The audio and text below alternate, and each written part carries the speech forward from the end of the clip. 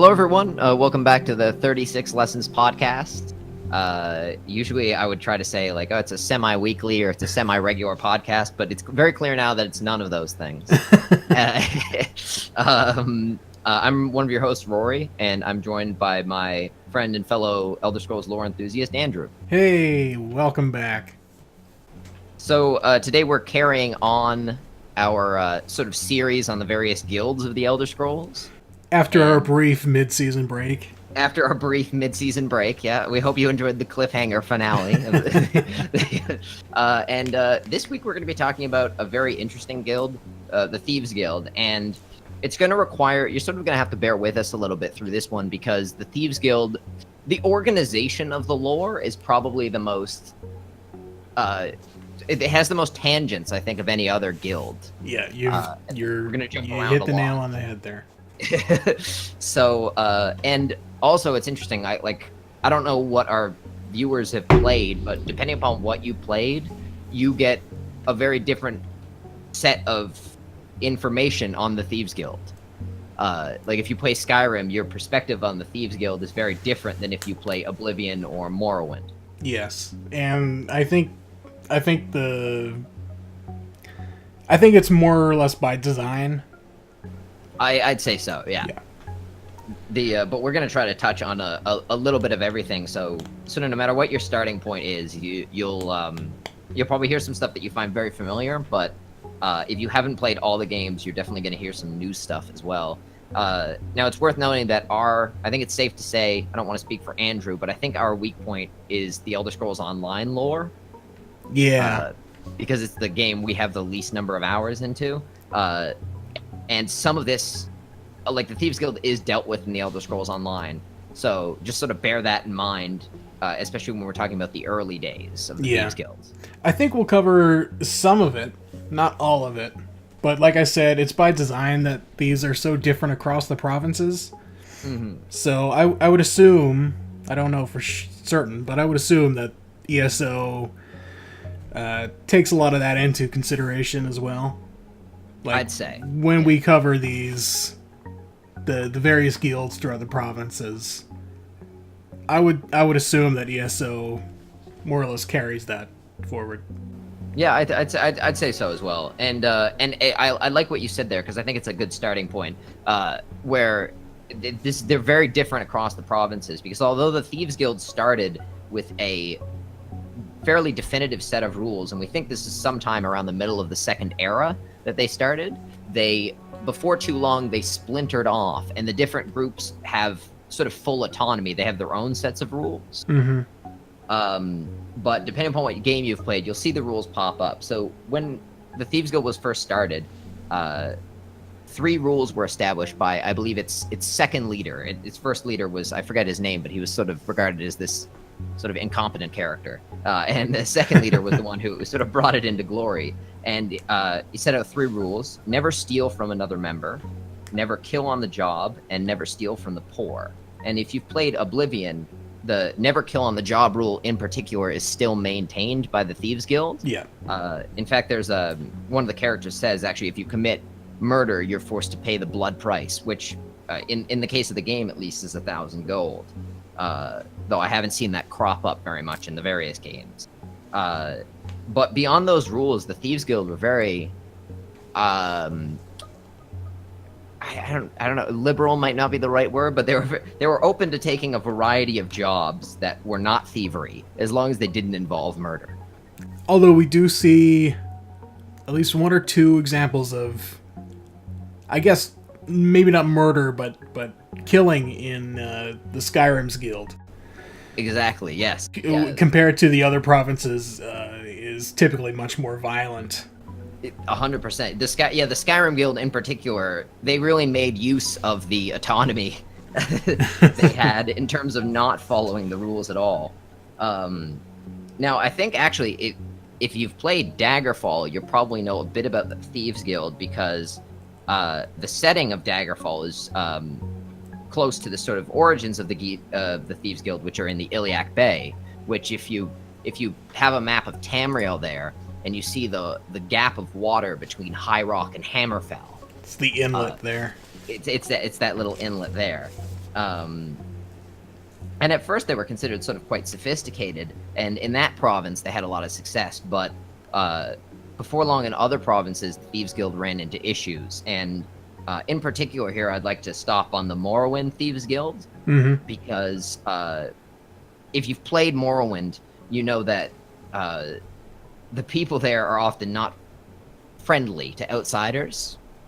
And that was a huge problem for the early Thieves Guild when they ran into a competing branch known as the Kamanatong. And if you don't mind, Andrew, I'd like to do a little bit of a side tangent here on the Kamanatong, just because I think they're interesting.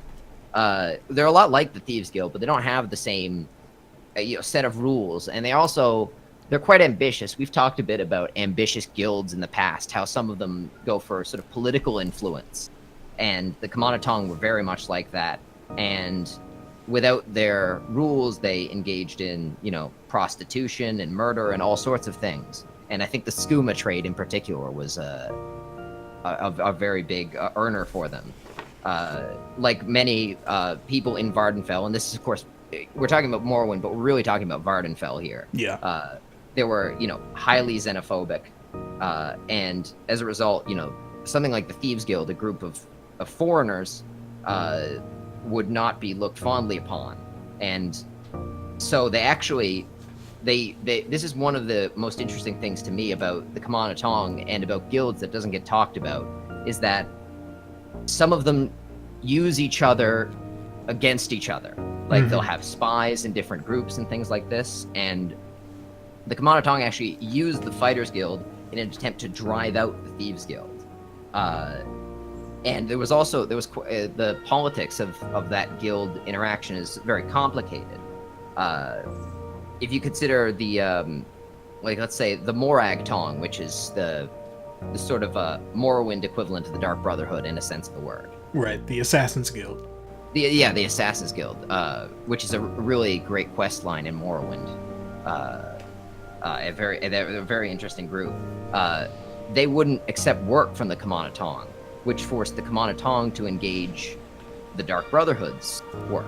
And that relationship that established, that sort of brought the Kamanatong and Dark Brotherhood together, was actually used by the Morag Tong in an attempt to drive the Dark Brotherhood out, because they had Kamanatong spies. And so they used their active relationship with the Dark Brotherhood to engage their own rivalry. And I wish there was a more emphasis on this in the games, because I think stuff like that is, the guilds in the games, they tend to be very separate from each other. I think Morrowind in particular, because it's a province that exists outside of the Empire, more or less, and we see it in the game where there's a lot of contention there because the Empire is kind of... I guess the rulers of Morrowind have allowed the Empire to I guess, come into the province, and we see a lot of people not liking that. People are thinking that the rulers are weak for allowing these outsiders to come in. And I think it's worth noting that, by and large, the Thieves Guild itself is considered an imperial entity. Yep. Even though it's not officially endorsed by the Empire. So when we've got this new guild coming into Morrowind, which already has an established Thieves Guild and an Assassin's Guild and all this, of course you're going to get, pushback. So we've got the Morrowind Thieves Guild led by a guy named Gentleman Jim Stacy.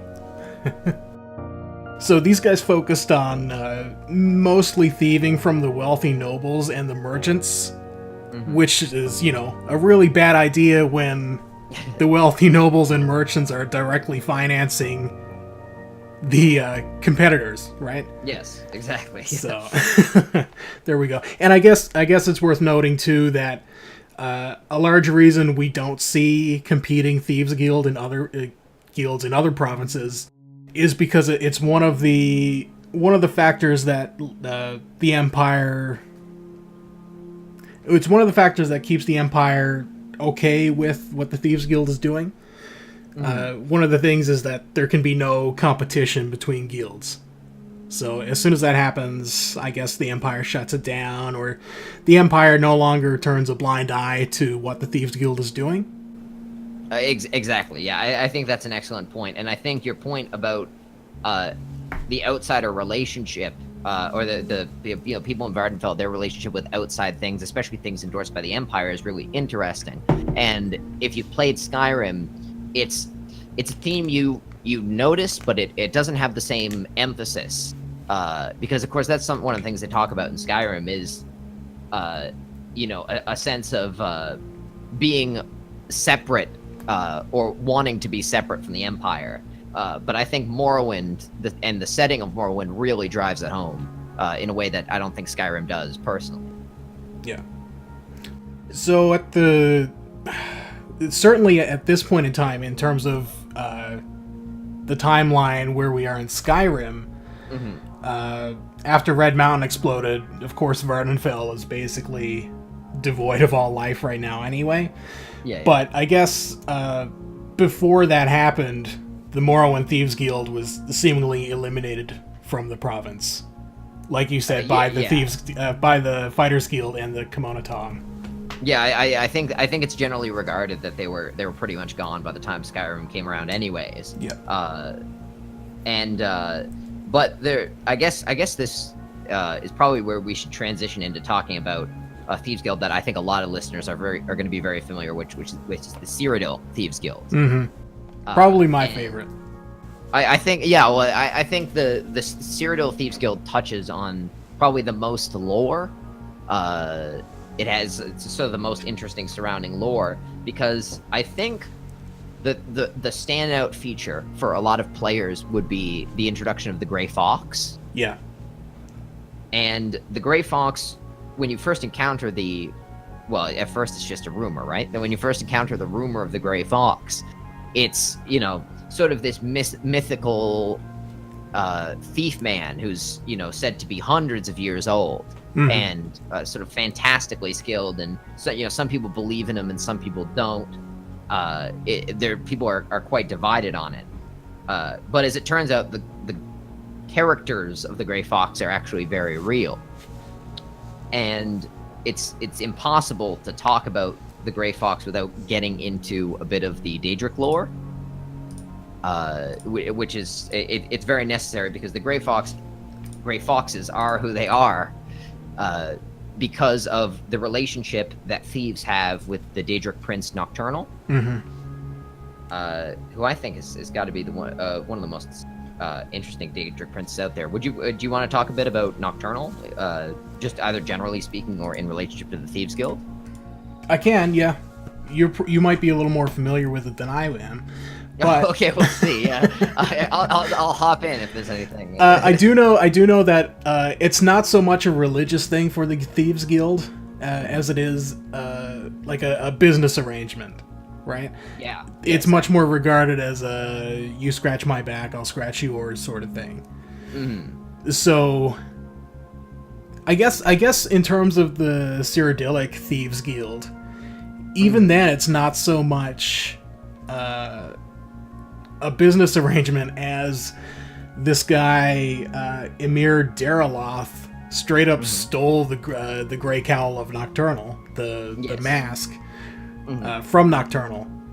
And the cowl itself was cursed, and that curse was whoever should wear the cowl, their identity would be stolen by Nocturnal, and they would become the Grey Fox.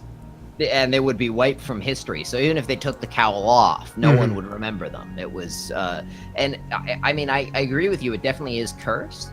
But I think the interesting thing, one of my favorite things about Nocturnal, is that the curse is a logical extension of what the the artifact. It's the same. So Nocturnal has, a few artifacts. The skeleton key, the cowl, which is worn by the Grey Fox, the bow of shadows. She has the best artifacts. Yes, yeah.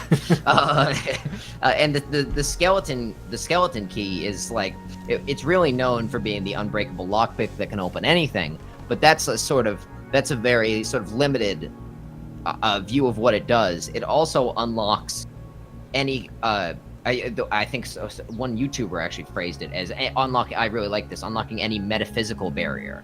So even, it unlocks someone's potential, Huh. right? So it's taken to its full extent, and it's the same thing with the cowl, right? Sure, it hides you from things, but it hides you from everything.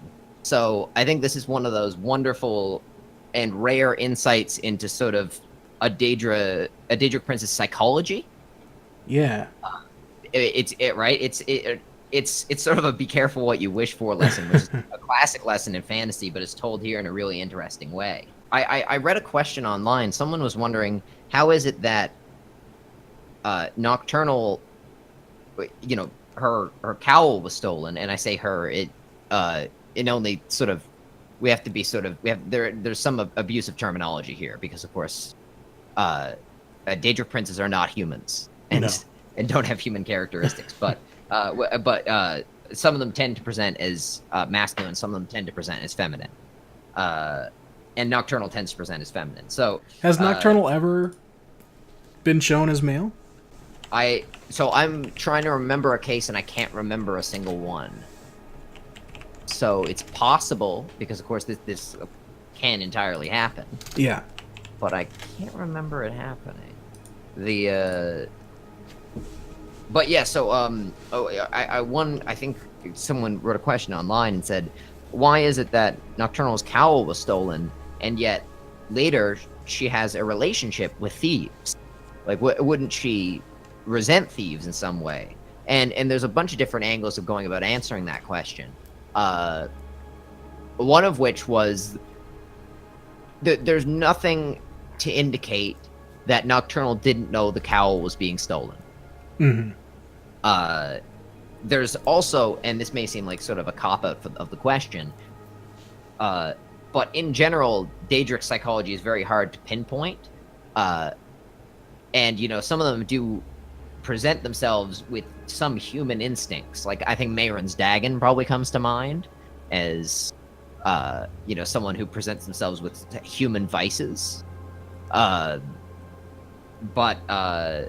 generally, Daedric psychology isn't like human psychology. So to say, wouldn't she resent the Thieves Guild might be, resentment might not really be appropriate for the sort of entities we're talking about. That's actually one of the, I think that's worth noting, is one of the interesting things about Elder Scrolls is things are always sort of taken to their logical conclusion in the lore. Like, there's a lot of, let's say, vampire lore in other universes where vampires are basically just humans that are old. Yeah. Like, they don't act any different based on their age and wisdom, which seems peculiar. But in Elder Scrolls, if something is old and experienced and inhuman in some way, it always acts according to those principles. And I really like that consistency. When I was doing some research on this, I kind of got the idea that she made it known to Emir, even before he stole it, that the item was cursed. Ooh, interesting. I didn't know about that. Yeah, so there's a note that can be found and read, and I guess the quote from Nocturnal is, whoever wears it shall be lost in the shadows. His true nature shall be unknown to all who meet him. His identity shall be struck from all records and histories. Memory will hide in the shadows, refusing to record the name of the owner to any who meet him. He shall be known by the cowl, and only by the cowl. Now, to a thief, this sounds kind of cool, right? Yeah. Maybe she's not straight up saying, hey, this thing's cursed, and you're you're in a bad way if you steal it. Yeah.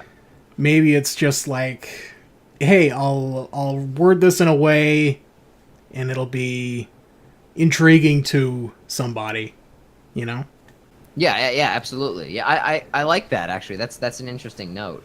I also kind of want to briefly touch on I mentioned the Bow of Shadows, which is just this. It's a bow with enchantments that grant, I think, invisibility and speed.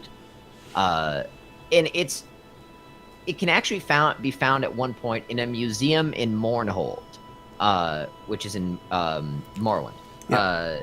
So this detail really bothers me, and the reason it really bothers me is because at one point the ruler of Mournhold was Baron Zaya, Yep. and this is an individual you're going to come across in Thieves Guild lore, but I haven't seen it ever talked about.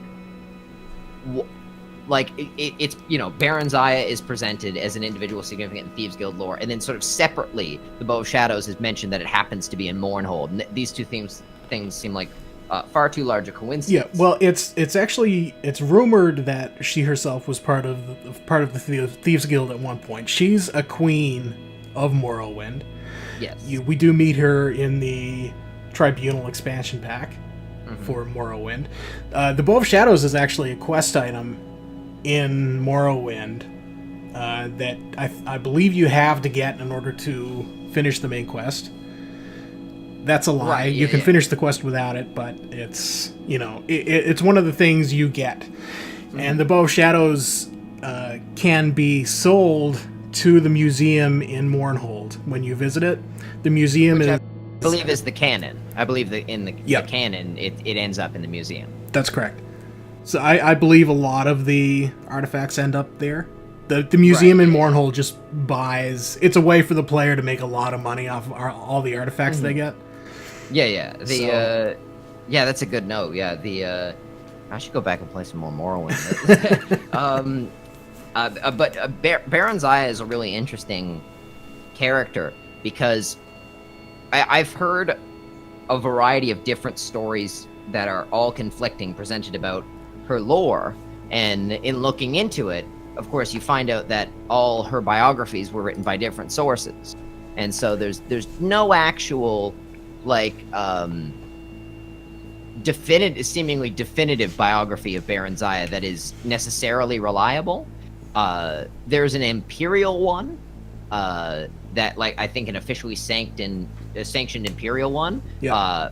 But suffice to say that is less than trustworthy.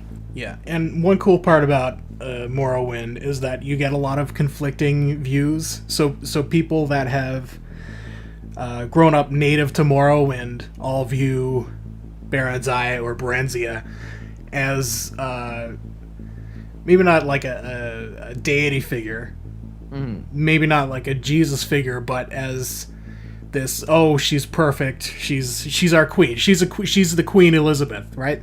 Yeah. And then you've got, when you actually meet her, and you've got imperial people and other outsiders, it's like, well, maybe she's not as perfect as everybody would like to believe. She's a cool character, don't get me wrong, she's kind of badass. I agree, yeah. But, it's just interesting to see the conflicting views of the various people in the province.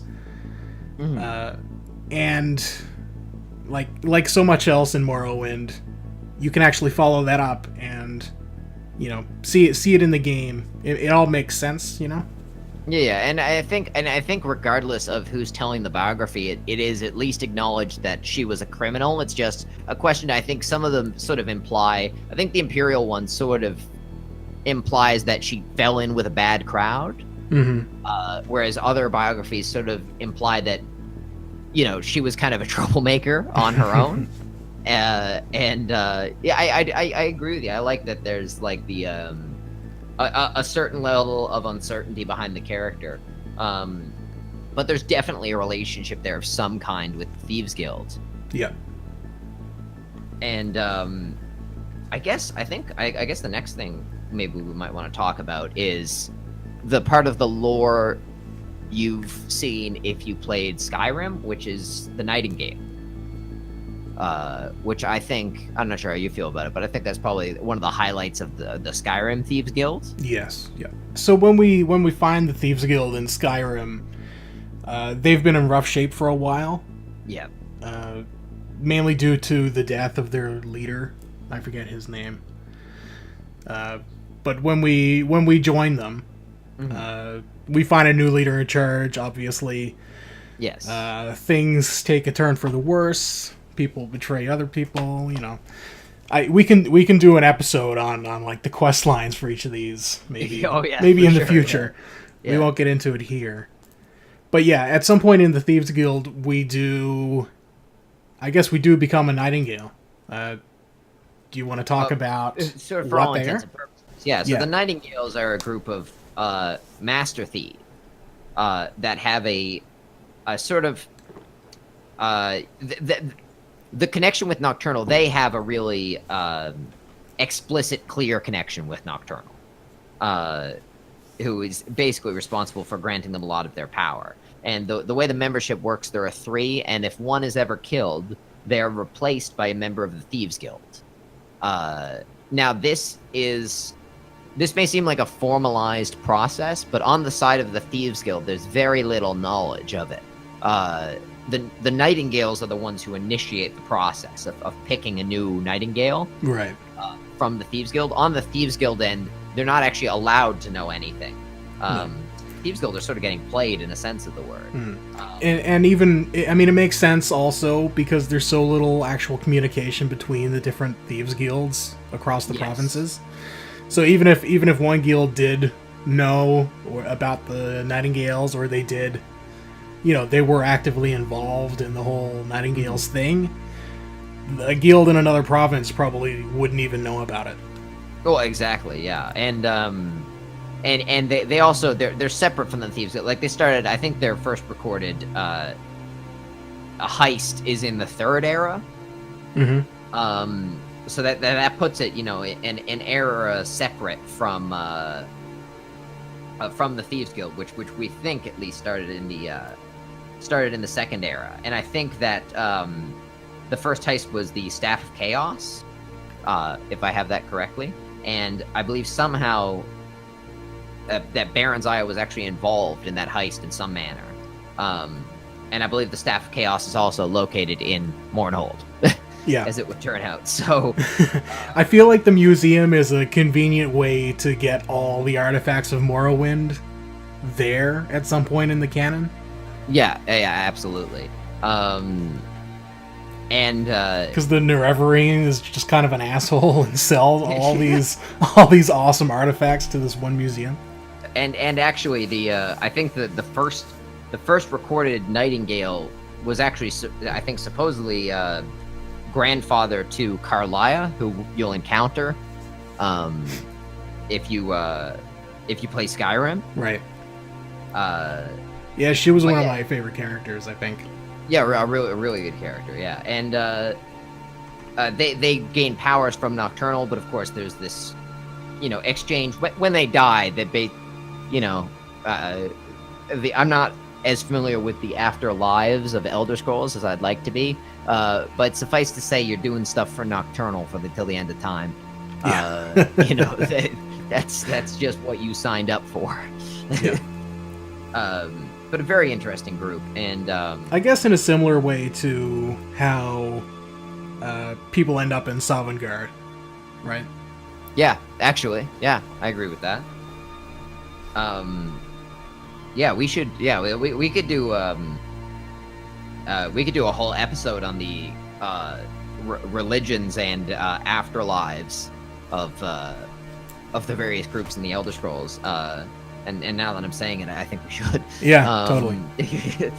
But yeah, that's so yeah, the Thieves Guild is a very deep and confusing lore, and after it touches on everything, right? Yeah. And I mean, yeah, if you remember our Dark Brotherhood episode, right? Way back when, we touch on it there, right? Even though the Thieves Guild may not have much interaction sort of between provinces, it pops up again and again in the history of other guilds, whether it be the Fighters Guild or the Dark Brotherhood. So in some ways they're, the most influential, and I think part of that is what Andrew said about being relatively acceptable. Yeah, I guess as far as criminal guilds go. Obviously, there's non-criminal guilds as well, but to be honest, they don't have the same. The Mages Guild was not a criminal guild. No. And it was pretty hard to keep that thing going. if you've got, I mean, the government essentially has the mob working for them. Maybe not Yeah. working directly for them, but it's like their hand is in their pocket, sort of thing. Exactly. Yeah. And I mean, I think it's interesting that if you talk about the gray fox in Oblivion, that particular gray fox at the time, there's I'm not sure what his title was, but like a general or something who's sort of after him, and is really dedicated to tracking him down. But that general's supervisor, Adamus Philida, who you'll know if you've played the Dark Brotherhood questline in Oblivion because you kill him. Yeah. He actually says he doesn't believe in the gray fox, which I don't believe that he doesn't believe in the gray fox. Like I think he's just maybe a little more comfortable shutting that investigation down. Yeah. But that is entirely, that's me and my fan theory. That's not a No, that's actually really interesting. But I mean it seems peculiar that it's you have this ambitious general who wants to shut down the gray fox, and who is the supposedly master thief of an organization who has interesting potential ties to the empire, but this empirical higher up doesn't really want to do anything about it. Yeah. And unfortunately, in Oblivion, we don't get to ask the Emperor any questions about it because but yeah, those are the main topics I wanted to talk about in terms of the Thieves Guild. Is there any other standouts for you? No, I don't think so. I'm just going through my notes here. I think we've more or less covered everything. One cool thing of note on the Grey Cowl of Nocturnal, the blue Daedric lettering up the nose, I guess the ridge. Yes. It's Shadow Hide You. So I get something else that just kind of relates back to the note that Nocturnal gave. That's right. Yeah. I guess kind of incentivizing, hey, this might be something you guys want, but it's cursed. Exactly. Yeah.